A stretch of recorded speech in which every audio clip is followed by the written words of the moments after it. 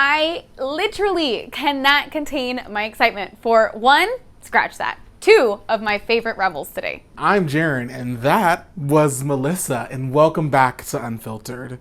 Today we get to talk about the feminist icon through Persia, the queen herself. Esther and Vashti. Well, more Esther than Vashti because the book is named after her. Esther does take center stage in this story. But first, Queen Vashti, who Melissa refers to as the first feminist in the Bible. You see, the king had a party and he wanted Queen Vashti to come and dance for him. The misogyny.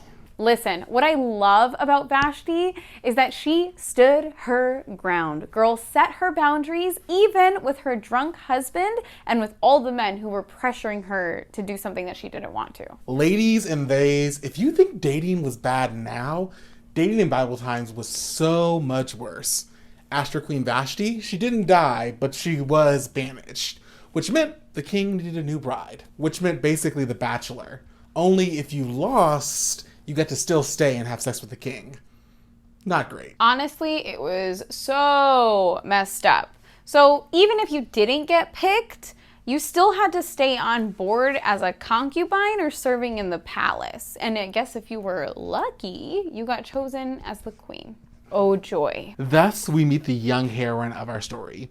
A young Jewish girl who didn't look like it. No, seriously, Melissa will tell you her cousin was like, hey, do not tell anybody who you are. Yes, and just so you know, we will be studying the whole book of Esther today, but you can read in there that Hadassah, her Jewish name, / Esther, as we'll be referring to her as, was forbade by her cousin to tell her family background or even her nationality. And she was placed under the care of Haggai, who was in charge of the whole harem of the king. And there, she went through spa treatments, beauty treatments, and was pretty much getting herself ready for seeing the king. And boy, did the king like what he saw. I just want to say something here. They totally had sex before marriage. Oh, 100% hands down. Don't listen to these VeggieTales Bible stories that don't tell you the truth. They 1,000% did it. And no shame. Just telling the truth. Esther got chosen, she got crowned queen, and immediately we have attempted murder. Her cousin Mordecai sat at the gates as a scribe, and he overheard some of the officials plotting to off the king. Guess those two guys were on Queen Vashti's side. But yes, Mordecai saved the day. Some background info here. You're about to meet Haman.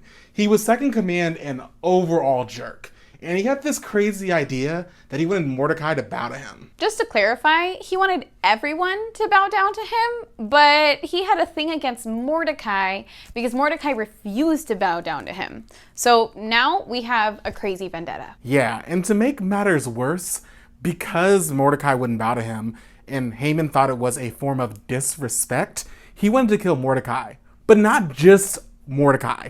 All of Mordecai's people, the entire Jewish nation. This is a guy who had power getting to his head. The king tells officials one time to bow to him. One guy doesn't bow and now genocide ensues. He was not okay. And this did not help at all when the king went to Haman for help because he couldn't sleep one night. One of the cool things about being the king is that someone kept a personal record of your life. So when the king couldn't sleep, he asked Haman to get him the record of his life and to have someone read it to him.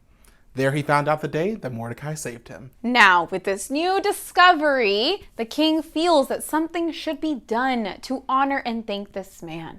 And with all good intentions, he goes to his bestie, Haman. And Haman, with his big old male ego, thinks that the king is asking to honor him. Where does he find it, friend? What? The audacity! Anyway, Haman tells the king that he should throw this great party for this person, have him march down the city, wear his robe, and it will be the greatest thing of all time.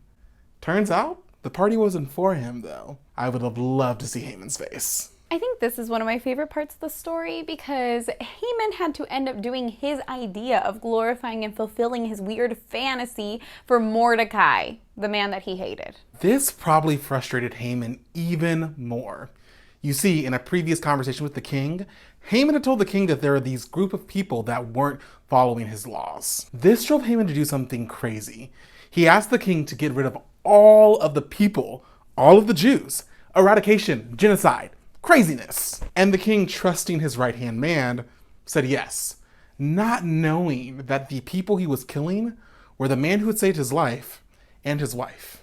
In comes our girl Esther. Now, Mordecai thought that Esther would be the one to save her and her people's lives. And here it comes, one of the most iconic lines of this whole story. He tells her, maybe you were placed in this position for such a time as this. As in, placed in that position to save her people because she had an in with the crown now. He also tells my homegirl, just because you're in the palace, don't think you're going to be saved. And then Esther does what we should all do when we're called to do something for Christ. She prayed. Homegirl prayed and fasted, as well as all the people in her care. And then she did it. She approached the king without being called, waiting in hopes that he would extend his scepter. Because in case you didn't know, that was a very big deal to show up to the king unannounced. But fear not, because it turns out this king had caught actual feelings. I mean, when the king offers you half his kingdom when you're supposed to be killed for coming in unannounced, I think you have it going on. Our boy was very whipped. Lucky for Esther that she's not killed and everyone else in the story, but she does invite the king and Haman to a banquet in her quarters. So she eats and she tells them, hey, let's have another banquet. I know, the anticipation, right? So sexy. This is what I call Esther's way to get a spark back in her marriage. Well, at the second banquet, that's where she pleads for her people and all. Wait, you forgot about Mordecai. Oh yeah, and sleazy Haman. Haman built these gallows. What are gallows? Thank you for that visual representation. But before Haman can kill sweet Mordecai, he has to lead him on a parade. You remember that really weird fantasy dream thing that Haman had about that parade? Well, said parade happened between banquet 1 and banquet 2. Well, now Haman was in really hot water because now it comes out that he was trying to kill the queen and all her relatives. But not only that, the relative specifically that the king had literally just finished honoring and Haman had paraded all around the town. I need a Netflix docuseries up in here, please, because drama. Listen, there's some real poetry in the way that Haman dies. He dies on the same gallows that he had built for Mordecai. But because the way laws were built back then, the king could not reverse the order to kill the Jews. So the king gave the ring that he gave to Haman in the first place that got them all into this big old mess. And Esther and Mordecai had to get a little bit creative. Well, they couldn't reverse the order, but they did put a clause in that law that said that Jews could defend themselves on that lovely holiday that Haman called Kill All Jews Day. Man, Haman really sucked. And I can go on and on about this, but I want to talk about Esther's faith. Melissa, what struck you most about Esther? When she could have backed down and blended, she held true to who she truly was. She went against the system in place to defend herself and her people. And she just trusted God to take care of everything without any reason or explanations, with absolutely no guarantees that this would work. What about you, friend? What Esther taught me is that being a rebel isn't always loud.